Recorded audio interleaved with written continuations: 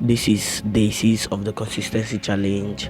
So today I'll be talking on how to love like Jesus. Most times we tend to put classes on our love. We tend to separate our love for particular people. We tend to love a set of people that we feel like they live up to our standards. We just love a particular standard of people that we feel comfortable around. Then we decide that these particular people are the people that we will be showing love to, are the people that we will be loving. But listen to me, Jesus loved every kind of person, and Jesus wanted us to love every kind of person. Jesus wanted us to love as he loved. He wanted us to love like the way he loved us. The Bible says in John chapter 13, if you read from verse 34, he said, a new commandment I give unto you, that ye love one another as I have loved you, that ye also love one another. By this all men shall know that ye are my disciples, if ye have love for one another. Listen to me, the classification that we are the disciples of God is by showing the love that he showed to us, is by showing other people the kind of love that Jesus showed to us, removing standards in our love, removing classes in our love. We tend to separate people.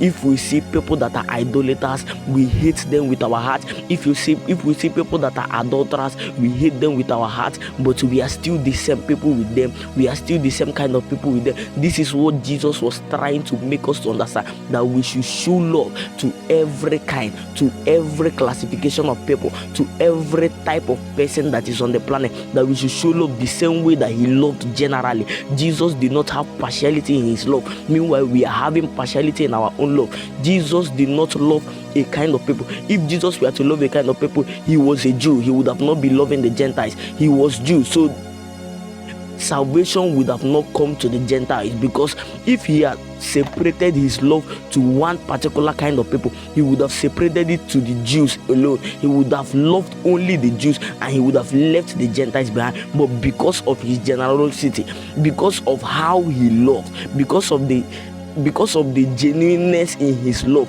he generalized his love for everybody. In those times, in the olden times, the Gentiles were seen like unbelievers. They were seen like outsiders. They were seen like outcasts.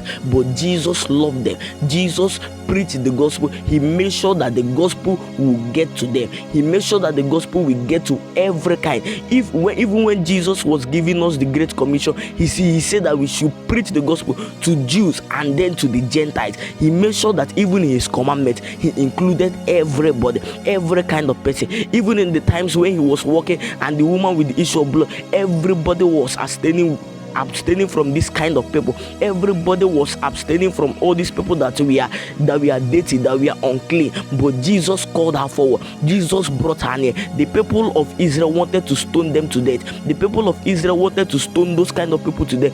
But Jesus brought her forward. Even the woman, the prostitute that was brought to Jesus, in that moment, this is when Jesus showcased the greatest kind of love.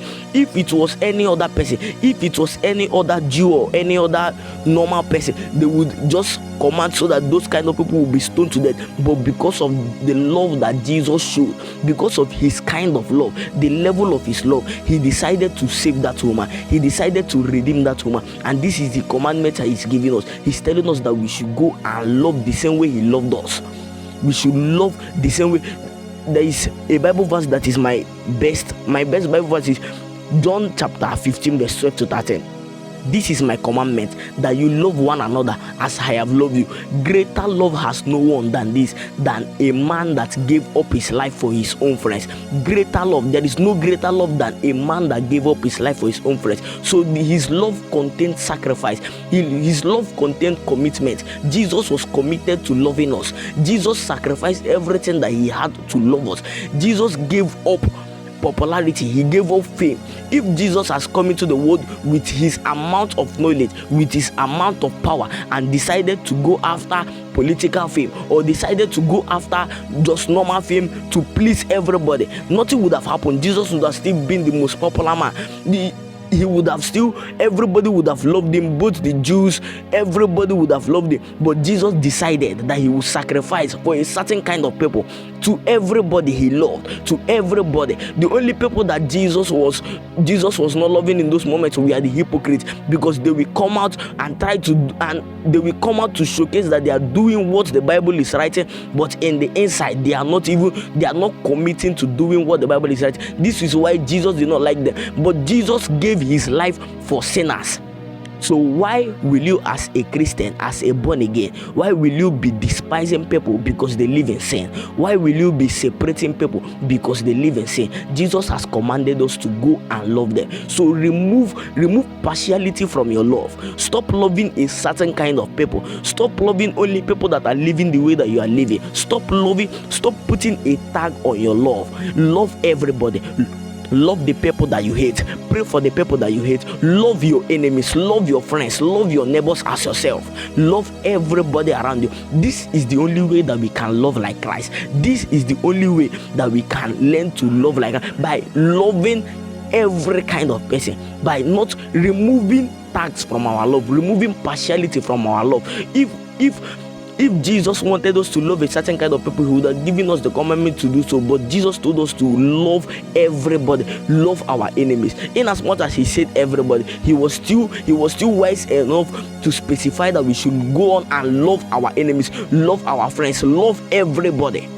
There is no certain kind of people that the Lord has marked, has blueprinted for us to be loving.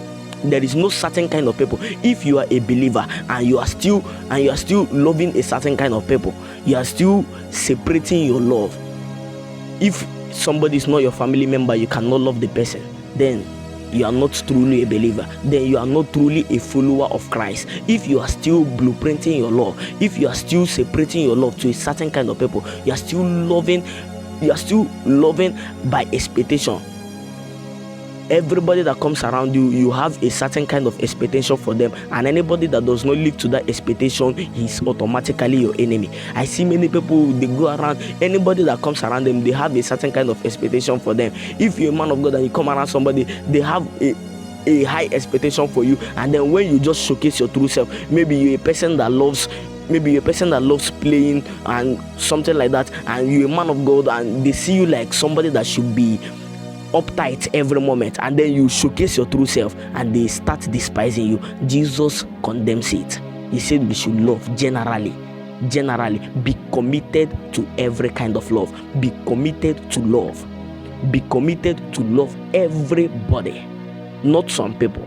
Don't love the rich and hate the poor. Love the rich and love the poor.